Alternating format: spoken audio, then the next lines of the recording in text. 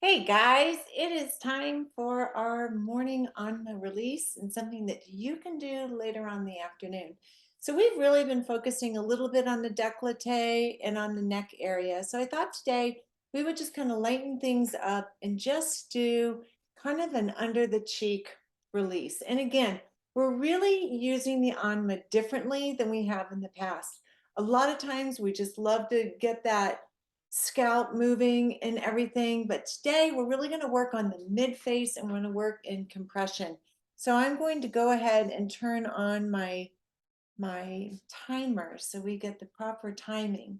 What we're going to do is we're going to work on the right or left side. It doesn't matter. I'm going to start on the right side. I'm going to work underneath the cheek and then I'm going to work kind of right in this little suture right above my ear and then a little bit below. So I'm going to go ahead and just kind of bring it in. I'm going to align it right with my nose.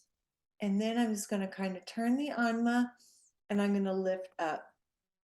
I say this all the time that as you're working the anma, anytime you can rest and lean more into the tool to really get the compression. Sometimes it's going to feel uncomfortable, and we have a lot of acupressure points in this area, so it does tend to be a little less relaxing, to put it mildly, but we are just going to kind of hold this up. Some of you may even have the aura lift. And if you do have the aura lift, you could use this while doing the aura lift. If you keep your lips closed and open, you're even kind of stretching, really kind of releasing all of the fascia that kind of binds around the zygomatic bone. And you're just decompressing it. Or maybe choose to do the anma after to see how that feels for you. So I'm just kind of holding in here and just kind of pressing into this area. If this is too strong, you can always kind of just trap the cheek with these. And this is just the same idea. Kind of, you just are getting it a little bit more expansive. And I do love the way that this feels as well. I'm kind of just holding it. I can just kind of turn in a little bit more. Definitely a different sensation. So I am going to hold it because I feel it a little bit more doing it this way than I did the other way. So as we're decompressing this area, I'm going to kind of hold it, and now I'm just going to kind of slide out a little bit towards the ear. And this is just kind of moving that tissue even further from that bone. And I'm just holding it very, very evenly, kind of seeking out that pain and that discomfort. But it isn't a destructive discomfort. It's that kind of discomfort that's like, oh, God, this hurts so good. So that's kind of what we're doing in this area. And I'm just pressing into this area, holding, remembering to breathe through my belly, the diaphragmatic breathing, taking a deep breath in and exhaling, and in and exhaling. Something to keep in mind while we are doing this 20-day challenge, 21-day challenge is, what do you notice just about your attitude? What do you notice about your posture during the day? If you've really followed the body release and you've really come into doing the anma and then just doing the little microcurrent videos or the big microcurrent videos, have you noticed a change just in how you feel you look? Maybe not, before and after pictures yet, but just how you feel. Okay, now I'm going to take it the same thing. I'm going to secure it. I'm just going to hold up. I'm just lifting up and I'm just kind of using this area, and I'm hitting two spaces at one time, and it feels really good. I'm kind of looking at the contouring on my cheek after lifting that up. Kind of fun, right? So I'm just holding. Again, you could set the elbow down and press into this, and this is substantially, definitely, more of a feeling when I apply pushing my head into this. It definitely is easier. So give it a shot doing that at your desk, really holding and pressing into that tissue, just lifting up in this area. You may want to open and close your mouth, feeling just some of that tissue moving around. You know, sometimes when we start working in the scalp area, we just notice kind of a full relaxing of our whole face. It's just such a great thing to do before kind of even just a lymphatic microcurrent treatment. Maybe that's the video I'll do next. Just kind of something just general and lifting, kind of just something nice to have the tissue on the skin. I don't think you can ever do too much microcurrent, especially as you're getting older. Our cells just get a little bit lazier. So microcurrent does just kind of give it a boost, kind of keeps that skin circulating, the microcirculation. If you're in menopause, this is just, I used to call it like my ugly day facial. Just, ugh, I woke up, I felt like, ugh, I just feel ugly. And microcurrent, I don't know what it does. It just makes me feel fresher and prettier. It's just absolutely lifting up in this area, just lifting. It feels so good. Got another minute, kind of pressing into this area. And I might even just kind of twist my hand so slightly and just lifting up in that area. I just feel like it's a whole facelift on this side, holding up, kind of lifting, bringing blood flow to this area, taking a deep breath in and exhaling and in and exhaling. Just taking a couple more deep breaths. That arm gets tired, you can hold it up, or again, just rest it on something. You can rest it against a wall if you want to, just kind of holding on to something. What we're trying to do is we're trying to create as much pressure as we can without stressing out other parts of the body. So it is kind of helpful to kind of hold it against something, generating more pressure. And you might even feel like the anma is moving, and it could be those subtle release points just kind of moving around. So we're going to hold this for 5, 4, 3, 2, last one. Great. And you can even see the difference just in lifting that side of the face. So let's go ahead and go over to the other side. We're just going to go right underneath that cheekbone and up. You can use it this way, or again, you can turn it and just go right underneath. Whatever feels best for you intuitively, try it both ways. Try it one way to right now and try it a different way tonight. Whatever seems to work best for you. So you can see I'm just kind of cupping it, just holding right in this area and going up. That was my alarm going on. So we're just going to hold. I can feel just the tissue in that area. It feels really, really good. Notice how it feels different on each side. You know, what does it feel like? What does it feel like when you balance on on the on the desk? I'm going to lower this down so you can see.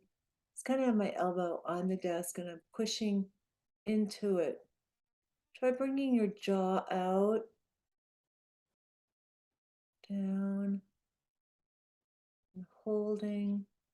Maybe even just sliding back, sliding that tissue back and lifting up on it. What does that do?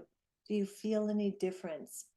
When the little fingers are on that eye area, do you feel a release pulling that tissue out even?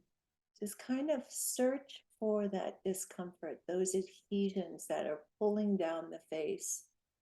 Do you want to just kind of go underneath, holding and just kind of lifting in this area, maybe turning? This is kind of your time to seek out what is adhered and what we need to bring blood flow to that space. And don't be afraid of the marks that it leaves. We're decompressing the fascia, we're not creating wrinkles, we're moving the tissue as a whole.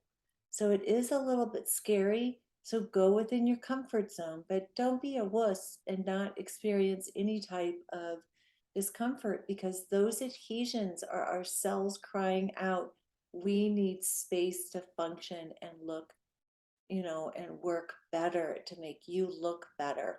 And so we really have to honor the cells and the space that they need during this time. So I'm just kind of holding in this area, breathing through it. There's so much activity that happens to the upper portion of the face. We're so expressive, we're always moving, this area, I guess, unless you have Botox. And this is even good if you do have Botox, because this is going to stimulate blood flow to this area that isn't moving to get the microcirculation. So it's super important, this decompression. We're going to take about 5 more breaths going in and out, in and out, kind of lifting up.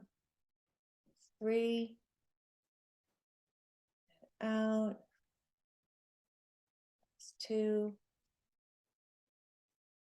out. And last 1, and out. And now I'm just going to go right over to that jaw, or to that kind of over the ear. And I'm going to move my hand because this just seems to be a little bit better. My shoulder's been sore, working on clients a lot. So I'm just kind of lifting up in this area. And boy, does that feel good. And maybe try this balance for you too. Maybe this is better than leaning into it. Here I'm really pressing into my skull, lifting all of this. And this just helps with hair growth. As we go through menopause, we get all these fascial adhesions, in the carotid artery, and we aren't getting a lot of blood flow to our face and our hair. And I think one of the first things I noticed was I couldn't take my hair as blonde. Now, granted, I live in the desert and I see that, but my hair was breaking. And I really think a lot of it is that I'm just not getting the circulation to my hair. It's thinning. And we go into menopause and we lose almost 60% of our microcirculation. And, is that just a fact? Or is that because of fascial adhesions? And I don't know if anyone's really done the research on it, but the more that we can hydrate this tissue in our face and our neck and in our skull, we just will look younger because our hair is shinier. So I'm just lifting all the way up. We have about 2 more minutes. This is also a great time to stretch the neck, just kind of holding in this area, lifting. You can just feel this whole side of my face just lifting up. Feels so good in there. You can always take the other side of the anma, kind of lifting up that way, right in that ridge. If that feels better for you, give that a shot. It's a little bit stronger, a little bit deeper. But like I said, try one way now, try another way tonight when you're in bed. See what feels better.